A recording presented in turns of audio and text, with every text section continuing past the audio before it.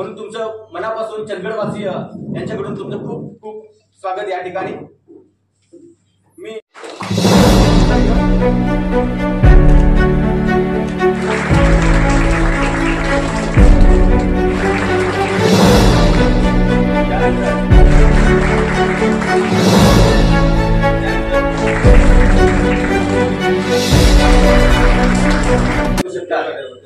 पण आपण या ठिकाणी 10 वाजता उपस्थित राहू शकत नाही हे आपलं दुर्दैव आहे.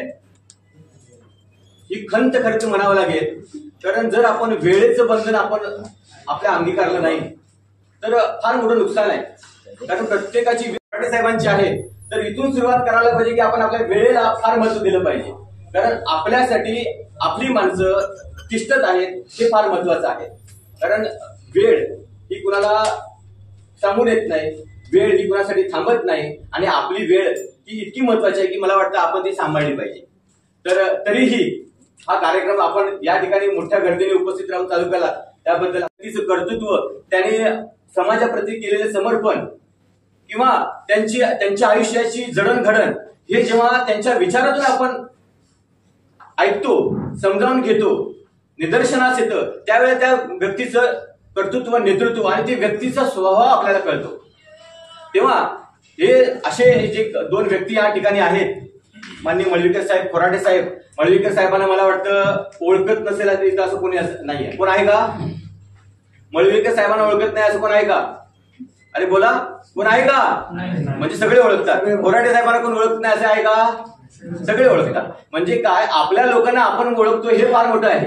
इथे कोणी एक अनोळखी येऊन बसलेलं नाही. आणि हे कुणासाठी आलेले आहेत तर आपल्यासाठी आलेले आहेत. आणि कशासाठी आलेले आहेत तर चंदगडचं भवितव्य तुमच्या हातात आहे हे सांगायसाठी आलेले आहेत. भले कोराटे साहेब मैदानात उतरले असतील, विधानसभा मतदान होणार आहे, सगळेच उमेदवार आहेत, पण तुम्ही तुमचा उमेदवार निवडायला पाहिजे. कसा आपला उमेदवार असायला पाहिजे आणि आपण तुमच्यासाठी काय करणार आहोत हेच त्याला सांगायचं आहे. आता तुम्हाला आणि आम्हाला चंदगड काय नवीन नाही, चंदगडचं राजकारण नवीन नाहीये. आपण फार जवळून पाहिलेलं आहे. पण जशी माझ्या मनामध्ये एक सुप्त इच्छा आहे की चंदगडचं भवितव्य इतकं सुंदर असावं की जगाच्या हॉस्पिटल्स असावं, चंदगडमध्ये सुसज्ज शैक्षणिक संस्था असाव्या, चंदगडमधले रोड हे गोव्यातल्या रोड सारखे असायला हवे. म्हणजे गोव्याचं नेतृत्व माननीय पर्रिकर साहेबांनी केलं. एक साधा सरळ पण उच्च शिक्षित, ज्यांना खूप डीप नॉलेज आहे अशा व्यक्तीने गोव्याचं रूप बदलून टाकलं. असंच रूप चंदगडचं रूप बदलून जावं असं प्रत्येकाला वाटतं. प्रत्येकाच्या मनामध्ये इच्छा आहे, पण सुरू कुठे करायचं आहे हा नेहमी संभ्रम अवस्था असते. आता माननीय मळवीकर साहेब वेगवेगळे आंदोलन करतात, वेगवेगळे उठाव करतात, त्यांच्याबरोबर असंख्य लोक आहेत. पण मला वाटतं की आपलाही कुठेतरी सहभाग असला पाहिजे. जी व्यक्ती आपल्यासाठी अहोरात्र कष्ट करते, जी व्यक्ती 169 केसेस आपल्या अंगावर घेते, कोणासाठी पर्सनल त्याची तुरुंगात जात असेल, आपल्यासाठी जर कोण खड्डे मुजवत असेल, आपल्यासाठी मौत का कुवा बोर्ड लावत असेल, गोवावासियांसाठीच आहे ना तो. आपल्याला जरी घाट दररोज जाणारा असला तरी त्या घाटामध्ये आम्ही नेहमी बघतो की 4 गाड्या पडलेल्या असतात. दुर्दैव की आपल्याला कळत नाही, पण चंदगडमध्ये ऍडव्होकेट असलेल्या व्यक्तीला की कळतं की तुम्हाला काय गरजेचं आहे. तर अशी व्यक्ती जर आपल्यासाठी तळमळत असेल तर बाबा आपलं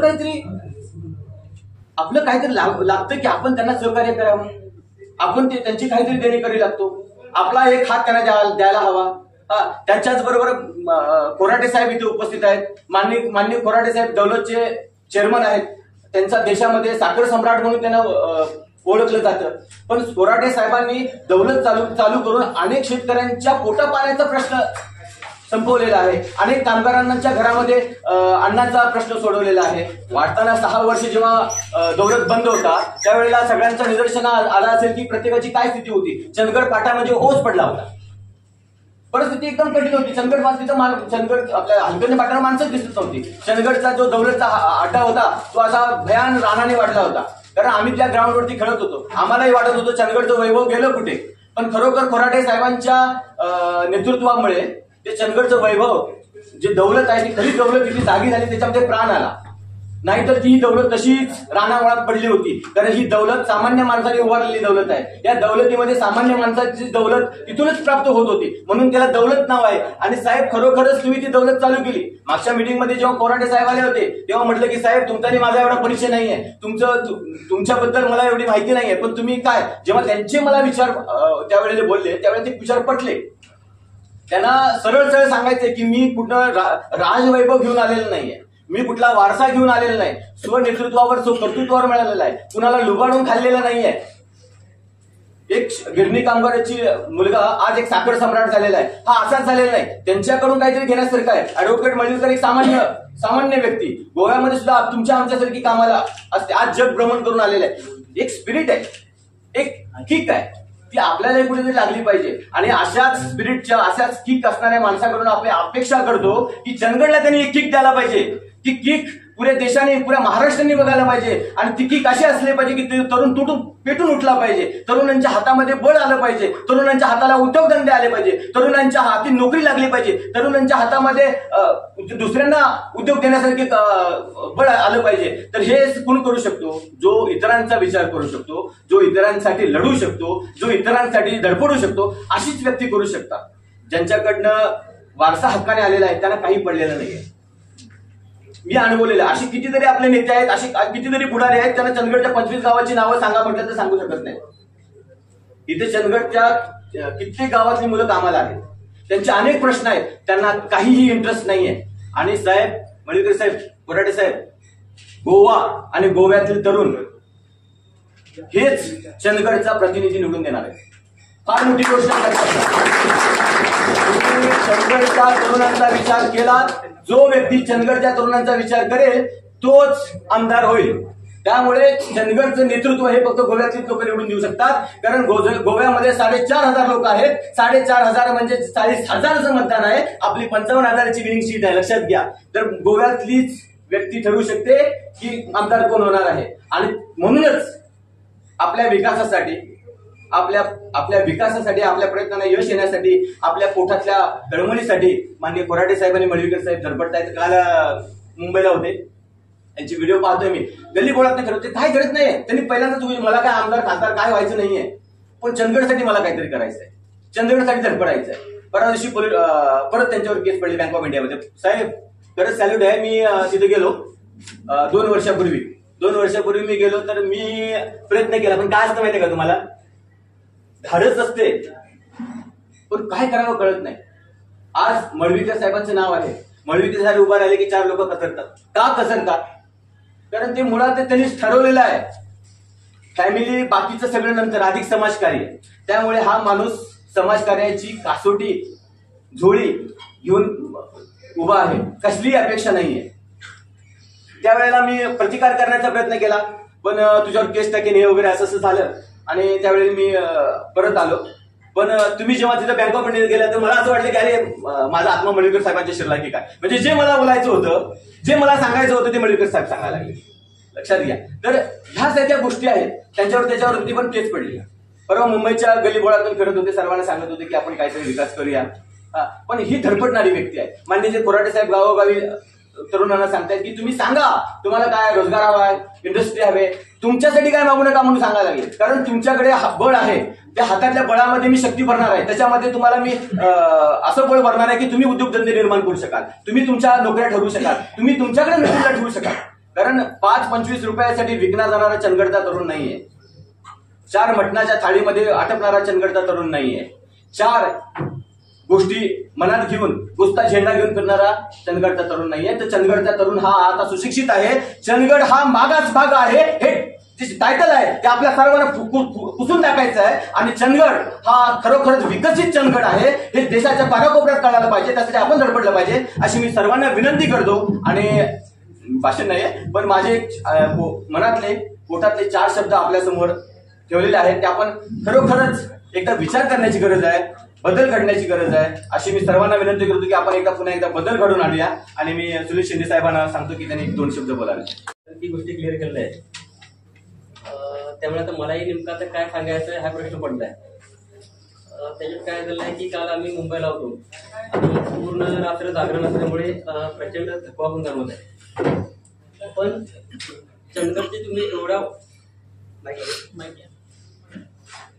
मला एक वर्ष लागेल एवढ्या उत्साहाने तुम्ही सर्व चंदगडला जमला, त्यामुळे एक 2 शब्द तरी मी तुमच्यासाठी बोलू अशी इच्छा आहे माझी. पण आजच्या या स्नेह मेळ्यासाठी उपस्थित आणि ज्यांना आपण संपूर्ण चंदगडचे देवदूत म्हणून ओळखतो, कारण ज्यांच्यामुळे आपण 10 वर्षाचा कारखाना बंद पडला तो सुरू झाला पाहतोय आणि उत्कृष्टरित्या सुरू झाला पाहतोय, असे आमचे नेते म्हणजे मी त्यांनी आम्हाला क्लिअर सांगितलं होतं की नेते वगैरे काही म्हणायचे नाही, आपण सगळे मित्र आहोत. तरी सुद्धा असे आमचे नेते माननीय खोराटे साहेब, त्याचबरोबर त्यांच्या पाठीशी खंबीरपणे साथ देणारे, जे आपण बऱ्याच वेळा असं म्हणतोय की साखर कारखानदार आणि शेतकरी संघटना यांचं वेळा भोपळेचं नातं असतं, मात्र हीच शेतकरी संघटना आज माजी सभापती शेतकरी संघटनेचे तालुकाध्यक्ष माननीय जगन्नाथ हुलजी साहेब यांनी संपूर्ण शेतकरी संघटना खोराटे साहेबांच्या पाठीशी उभा केलेला आहे. त्यांच्यासाठी एकदा आपण जोरदार टाळ्या म्हणूया. कारण गेली कित्येक वर्ष आपण शेतकरी संघटना कारखानदारांच्या विरोधात उभा राहताना बघितलं आहे.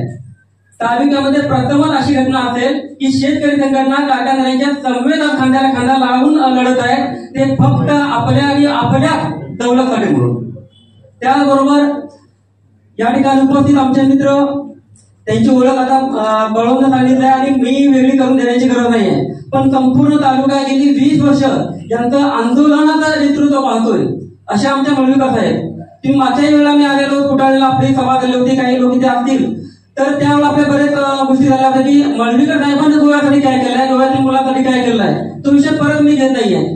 पण गोवाचा नाहीये तर संपूर्ण चंदगड किंवा कोल्हापूर जिल्ह्यामध्ये कोणताही जर प्रॉब्लेम येत असेल तर अशा वेळी मळवीकर हे नाव प्रथम पुढे राहतं. म्हणून एका मळवीकर साहेबांसाठी आपण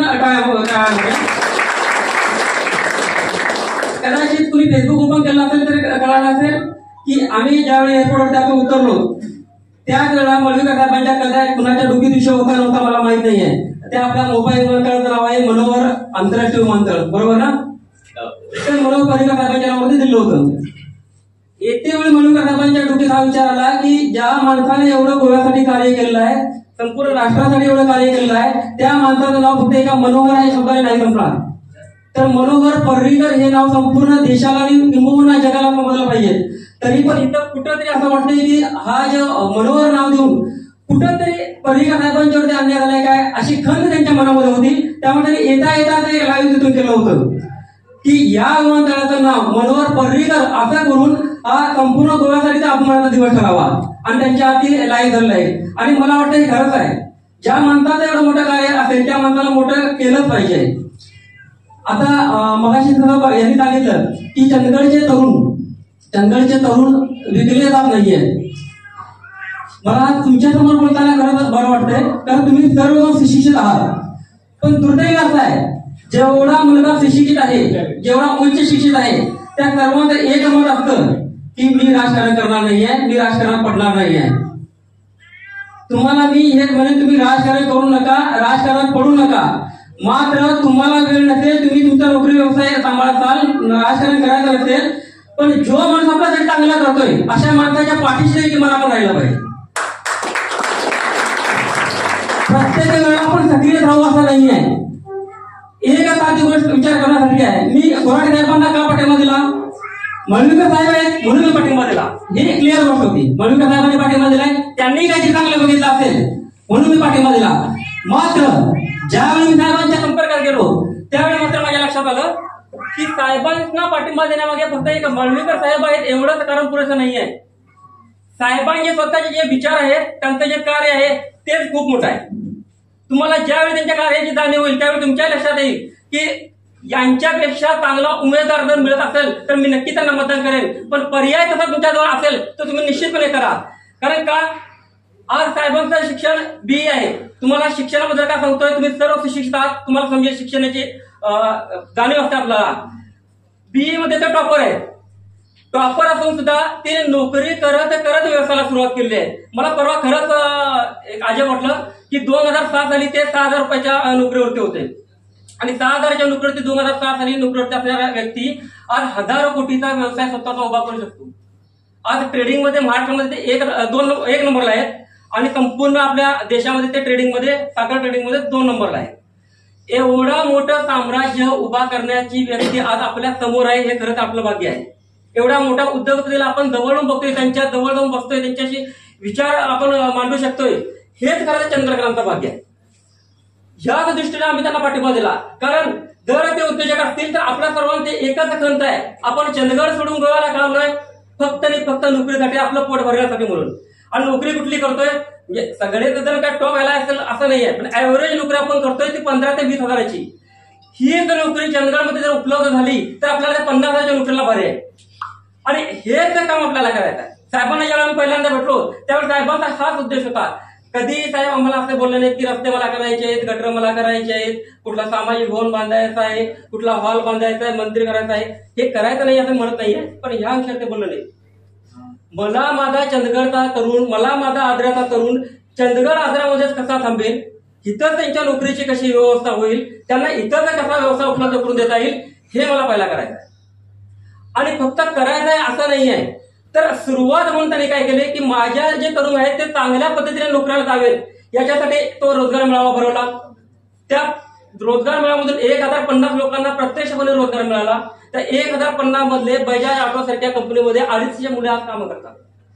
म्हणजे असं नाही आहे की कुठे फक्त जाहिरातबाजी केलंय, बंपकपणा केलाय आणि सांगितलं आमची 1000 मुलं गेली, 2000 मुलं गेली. पण चांगल्या कंपनीमध्ये जाणं हे फार महत्वाचं आहे आणि ते काय बने केले. परत मी त्या मुद्द्यावर येतो.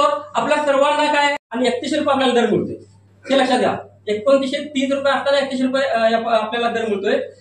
मात्र जर आपल्याला साहेबांना जर आपण विधानसभेमध्ये पाठवलं आणि त्याने जर आपल्याला जर कारखान्यामध्ये काही मदत मिळाली तर आपल्या शेतकऱ्यांना 2 पैसे हक्काचे मिळतील, आपल्या तालुक्याचा विकास होईल. त्यामुळे सर्वांनी आपलं कर्तव्य म्हणून एक वेळ साहेबांना आपण विधानसभेवरती पाठवूया आणि त्यांना एक वेळ आमदार करण्याचा सर्वांनी निश्चय करूया. आणि या कार्याला तुम्ही सर्वजण मला निश्चितपणे सहकार्य कराल आणि साहेबांना आमदार कराल एवढीच अपेक्षा व्यक्त करून मी माझे 2 शब्द संपवतो. नियोजन करणारी सर्व मंडळी आणि तुम्ही सर्व चंदगड, आजरा, गडिंग्लज या विभागातील सर्व आमचे बंधू, मी सर्वांना या कार्यक्रमाच्या शुभेच्छा देतो. व आज स्वाभिमानी शेतकरी संघटनेनं साहेबांना पहिला जाहीर पाठिंबा दिला. त्याचं विश्लेषण आता पाटील साहेबांनी केले. तर मी मूळचा तुळेगावचा. 2004 साली मी स्वाभिमानी शेतकरी संघटनेत राजू शेट्टी साहेबांच्या नेतृत्वाखाली आलो. त्याच्या अगोदर मी मित्रांनो तुमच्यासारखा 2002 साली गोवा इथंच कामाला होतो. नेस्ले कंपनीमध्ये फोंड्याला, जी चॉकलेटची कंपनी आहे, ते मी तुमच्यासारखाच कामाला होतो. मी तिथं 1 वर्ष काम केलं. नंतर मला ब्रेक मिळाला आणि घरच्या परिस्थितीमुळं मला जावं लागलं. आणि तिथं गेल्यानंतर मी माझं घरचं काम करत असताना एका बँकेमध्ये रुजू झालो. आणि बँकेमध्ये काम करत असताना शेतकऱ्यांची तळमळ बघून आणि शेतकऱ्यांच्या हालअपेष्टा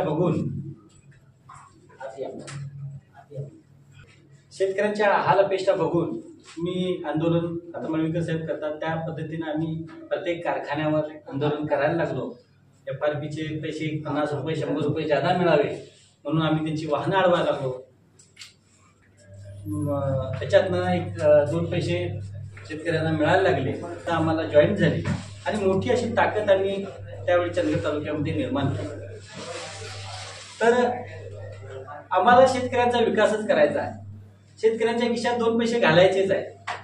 आणि ते काम साहेबांनी केलेलं आहे. 5 वर्ष आम्ही त्यांचं काम जवळून बघितलेलं आहे. आंदोलन ही चालूच होती, पण साहेबांचं काम बघितलेलं आहे. दौलत हा कोणत्याही परिस्थितीत चालू होणार नव्हता. कुणीही किती सांगितलं तर दौलत हा चालू करणं इतकी सोपी आणि साधी गोष्ट नव्हती. अक्षरशः आम्हाला असं वाटायचं की द्रौपदीचं वस्त्रहरण, महाभारतामध्ये साहेब द्रौपदीचं वस्त्रहरण होत असताना आम्ही सर्व पांडव किंवा समाज खालती मान घालून बसलेलो होतो. आणि आमच्या दौलतचे कोण पत्रे नेतंय, कोण साहित्य काढून नेतंय, फार भयानक परिस्थिती. आणि ती दौलत सुद्धा म्हणजे आमची द्रौपदी ती सुद्धा गप बसून आहे. ती काही प्रतिकार करू शकत नाही, कारण आम्हीच तिच्यासाठी काही करू शकत नाही तर ती बिचारी काय करणार. निराधार ती देवाची धावा करते. तसं त्या दौलतनं मनातून धाव दिली.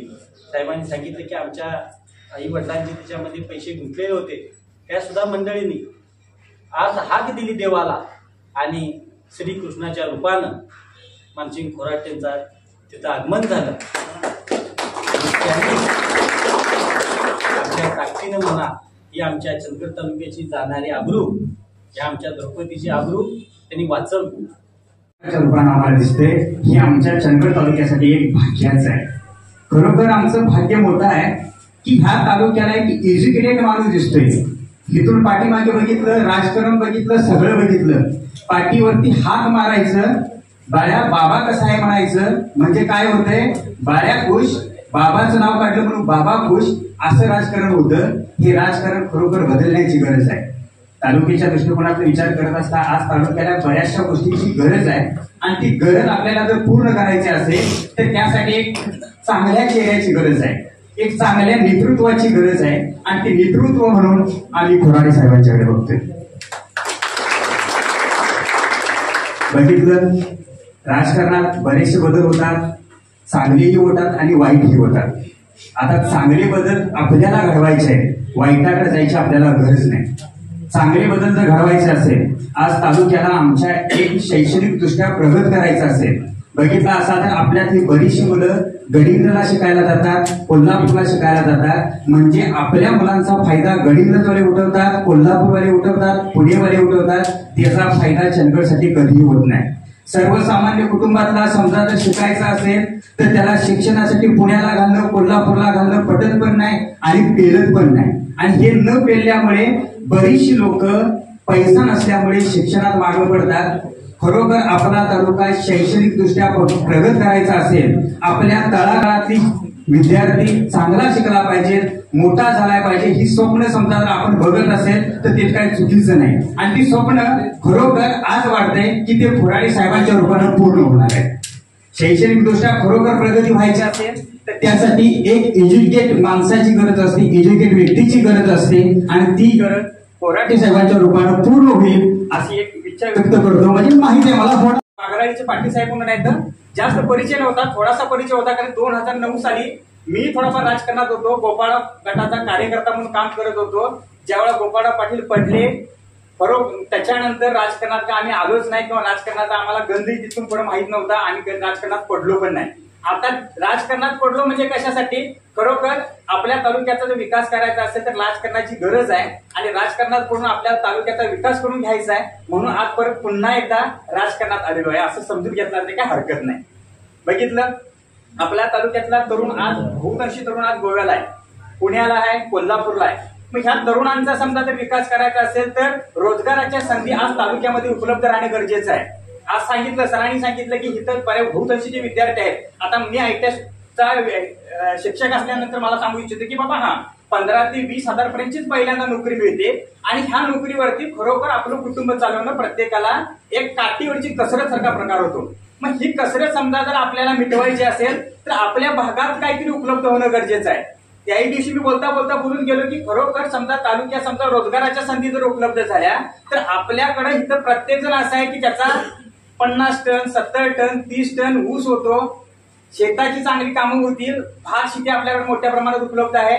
म्हणजे एकंदरीत काय तर आपला तरुण काम करत करत शेतीकडे लक्ष देईल आणि शेताची देखील प्रगती होईल आणि त्याचबरोबर त्या मुलाची देखील प्रगती होईल की जेणेकरून तो आपला कुटुंब सांभाळून काय करेल, शेतीकडे लक्ष देईल. आणि त्यामुळे काय होईल की त्याला पगार मिळत जाईल, प्लस आपली शेती जी खंडाना आपण देतो ती पण चुकून जाईल आणि त्याच्यामुळे काय होईल, ह्या शेताची प्रगती होत चालेल. आता खरोखर शेतकऱ्यांचं युग येणार आहे आणि येणारच आहे. इथून पुढे शेतकऱ्यांनाच किंमत येणार आहे.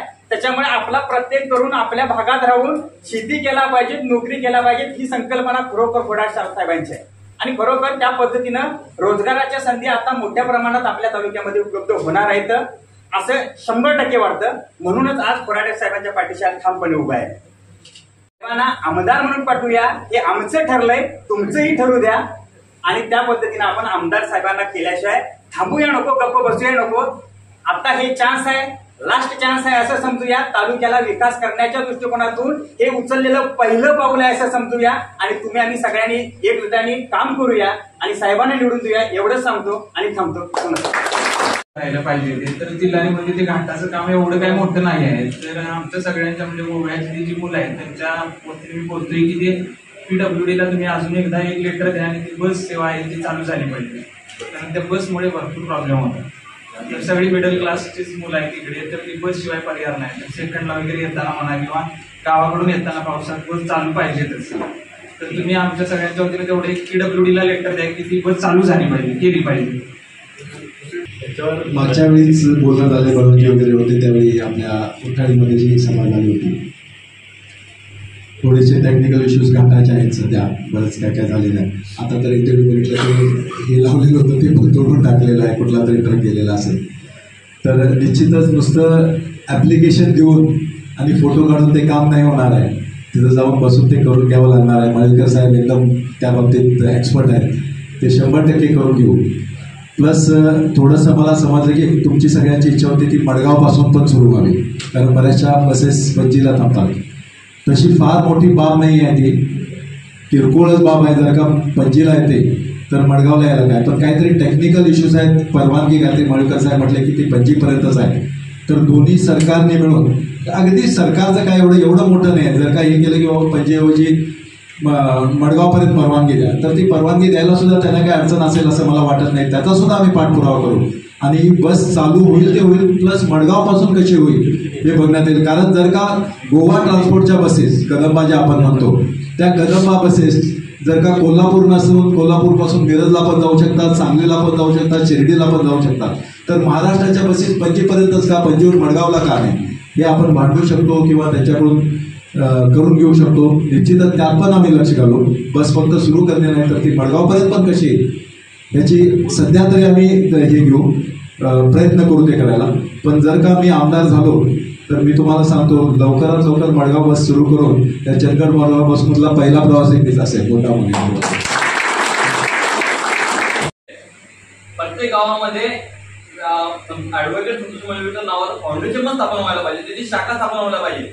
आणि गणपतीला मी माझ्या गावात शाखा क्रमांक 1 स्थापन करतोय, तसं मी त्यांच्याकडे चांगली गोष्ट आहे, व्हायला पाहिजे. त्याला मोजक आहे ते अनेक कोणाकडे नाही. मी अनेक सर सांगितलं सेम असंच, जसं माझे कपडे सुद्धा तुम्ही बघताय आणि कधी वापरावे हे सुद्धा तुम्ही सांगताय. खरंच की अगदी धन्य झालो. कारण ही एवढी जी आपुलकीने जी प्रेम आहे तेच काल मला मुंबईमध्ये बघायला मिळालं. 2 दिवस तिथे फिरत होतो. ॲक्च्युली आमचेच जवळचे मित्र शिवाजीराव पाटील राखा ठाण्यामध्ये बऱ्यापैकी किती म्हटलं तरी ते तिथं राहत असल्यामुळे सगळं बऱ्याच असा अटीतटीचा प्रसंग जेव्हा निर्माण होतोय त्यावेळेला माझ्या चंदगड आजरा गडिंगलचा तरुण सगळा जागृत होतो. याच्यासारखं दुसरं समाधान नाही. मित्रांनो, समोर स्टेजवरची जी मंडळी जी आहे मला एका गोष्टी समाधान वाटते की तुम्हाला सगळ्यांना बघत असताना मला माहीत नाही कोण कुठं कुठं काय काम करतात. मात्र मी जेव्हा LLBला होतो त्यावेळेला आम्ही 8 जण एका खोलीमध्ये राहत होतो आणि सगळी शेतकऱ्याची मुलं होतो कोल्हापूरला. आणि त्यातले 5 मुलं अशी होती जी हॉटेलमध्ये काम करायची. आपल्याला माहिती असेल प्रिया लॉज नटराची होती विशेष म्हणजे हॉटेलमध्ये मॅनेजर पार्ट आहे ते LLB करायचे. आणि आज सांगायला समाधान वाटते ते 5च्या 5 आज जज आहेत, जज सगळे न्यायाधीश आहेत. आणि जेव्हा मी त्याच्याशी बोलतोय ना आज त्यावेळेला ते हॉटेलचे त्यांचे दिवस म्हणजे आज त्यांनी करत असलेली सगळी महाराष्ट्रभर न्याय. आम्ही ज्या परिस्थितीमध्ये आहे म्हणजे उदाहरण चंदगड तालुक्यामध्ये जर LLB कॉलेज जर असतं तर मला तो 4 लाख रुपये खर्च आला तो मी 1.5 लाखात करू शकलो असतो. आणि 1.5 लाख सोडा माझ्यासारखे आणि 50 तिथं वकील तयार झाले असते. माझ्या चंदगड तालुक्यामध्ये जर मेडिकल कॉलेज असतं तर आज 10-20 तिथं डॉक्टर वर्षाला तयार झाले असते. बरोबर आहे ना. तिथं जर इंजिनिअरिंग कॉलेज असतं तर आज परिस्थिती वेगळी होती. एकच कॉलेज होतं जे कॉलेज त्यावेळेस बंद पडण्यात आलं. म्हणजे डोळ्यासमोर तुम्ही कुठलीही वस्तू आणा, तिथं मेडिकल कॉलेज आणा, LLB आणा, वकिली आणा, इंजिनिअरिंग आणा, या सगळ्यामध्ये आम्ही चंदगडकर आजरे शक्यतो गडिंगलजमध्ये बऱ्यापैकी आहे, 0 आहे. बरोबर आहे. बरं आता तो झाला तो पार्ट. राहिला दुसरा पार्ट कुठला. समजा आम्ही आजारी जरी पडलो तरी आमची परिस्थिती काय आपल्याला सगळ्यांना माहिती आहे. गडिंग्लजशिवाय पर्याय नाही. गडिंग्लजमध्ये तर आज एवढं पुढाकार एवढं पुढं होत चाललंय ती विचारायची हे नाही. एक तर आम्हाला बेळगावच्या ऑर्डर राहावं लागते किंवा चंद्रला राहावं लागते. विशेष म्हणजे महाराष्ट्र कर्नाटक सीमा प्रश्नाचा मोठा फटका जर बसला असेल तो आता आम्हाला चंद्रकरांना बसला. जर गावामध्ये जर ग्रामपंचायतचा कारभार सुधारायचा असेल, गटरची सोय असेल तर तुम्ही डायरेक्ट आमदारला सांगू शकत नाही. आपण ते गावच्या सरपंचाला त्या सदस्यांना सांगतो. मात्र जे तालुका लेवलचे जे प्रश्न आहेत ते निश्चितपणे लोकप्रतिनिधींचे असतात. आणि मला प्रश्न पडला 1960 पासून 1960-65 पासून आजपर्यंत माझ्या चंदगड तालुक्यातल्या आमदारांनी नेमकं काय केलंय हा मोठा प्रश्न आहे. आणि तीच आग असल्यामुळे प्रत्येक वेळी त्या नेत्यांच्यावर भांडावं लागतंय आणि त्यांना प्रश्न विचारले जातात की बाबा का आम्ही गडिंग्लजमध्ये गेल्यानंतर किंवा एका खोलीमध्ये गडिंग्लजचा एक मुलगा असतो आणि मी जेव्हा एकत्र असतोय तेव्हा तो गडिंग्लजचं कौतुक सांगत असतोय आणि चंदगडचा विद्यार्थी मात्र म्हणजे माझ्यासारखा माणूस खाली मान घालून तुम्हीच वरच्या जीवन फक्त भांडत असतोय. हे मित्रांनो सत्य परिस्थिती आहे. म्हणजे कोली नावाचे एक मित्र आहेत गडिंग्लजचे, जेव्हा मी दोघं एकत्र राहत होतो त्यावेळेला ते गडिंग्लजचं कौतुक करत होते आणि मी चंदगड सांगताना माझ्यावर काहीच नव्हतं. बरोबर आहे. ही परिस्थिती कुणीही नाकारत नाही. पण ह्या परिस्थितीला नेमकं जबाबदार कोण? ही जी परिस्थिती सगळी जी आहे म्हणजे तुम्ही कुठलेही घ्या. म्हणजे उदाहरणार्थ आज जर तुम्ही बिजरेचं जरी इथलं घेतला तरी परिस्थिती तीच आहे. आज आम्ही चंदगडमध्ये विचार करा एवढं सगळं पर्यटन आहे. सगळ्या मी सुद्धा सांगतोय की आशिया आफ्रिका युरोप खंडातले मी 30 देश आता फिरलो. पण 30 देश फिरत असताना जे जगभर बघतोय त्याच्या कितीतरी पटीनं माझ्या चंदगड तालुक्यामध्ये. पण चंदगड तालुक्यामध्ये सगळं असताना का ते उद्यास येत नाहीये? चंदगडमध्ये किल्ले आहेत, आजऱ्यामध्ये चांगलं वातावरण आहे, आजऱ्यामध्ये जंगल आहे, प्राणी आपल्याकडे पायदोडे आहेत, सगळं आहे. मग हे एवढं असताना सुद्धा महाबळेश्वरला मात्र रस्त्यावरती गाड्या घालतात, तिथे चहा पाण्यावरती लाखो रुपये कमवले जात आहेत आणि माझ्या चंदगड तालुक्यामध्ये सगळं असताना काहीच होऊ शकत नाही. काही गोष्टी अशा असतात ज्याला मोठं पाठबळ लागतं. ते मी आज समाज नुसतंच जर का उद्योजक असलो तर ते करू शकत नाही. उदाहरणार्थ आता परवाच साहेबांची ओळख झाली. 10 दिवसापूर्वी त्यांनी जो निषेध पाठिंबा दिला तेव्हापासून मला शेतकरी संघटनेचा तुम्हाला परत जरा पूर्वीच्या ह्याच्यात जातो की एकतर मळवीकर साहेब असे सहजासहजी कुणाला जवळ करत नाहीत. उलट माणसं त्यांच्यापासून लांबच पडत असतात त्यांच्या व्यक्तिमत्वाला बघून. कधीही अंगावर येऊन सांगता येत नाही. पण त्यांनी मला जवळ केलं ह्याचा अर्थ तुम्ही समजू शकता की आमच्यात काहीतरी ती कॅपॅबिलिटी आहे. सिमिलरली हे असं दुसरं एक व्यक्तिमत्व असं आहे. शेतकरी आणि कारखानदार म्हटलं की मगाशी सांगितल्याप्रमाणे वेळा भोपळा असतो. पण त्यांनी सुद्धा आमच्यात काहीतरी कॅपॅबिलिटीज बघितलेल्या आहेत आणि विरा भोपळा का असणार असं समजलं जातं. त्यांचे कन्सर्न्स असतात ते फक्त शेतकऱ्याविषयी असतात. शेतकऱ्याला आपला योग्य न्याय योग्य मोबदला आणि योग्य वेळेवर योग्य पेमेंट मिळावं एवढंच असतं. ते जर का आम्ही व्यवस्थित देऊ शकलेलो आहे तर त्यांनी एक क्षणाचाही ज्यावेळी आम्ही हे पुकारला आमची उमेदवारी पुकारली एक क्षणाचाही विलंब न करता जर का पहिली संघटना कुठली आमच्याशी जुळली असेल तर ती शेतकरी संघटना.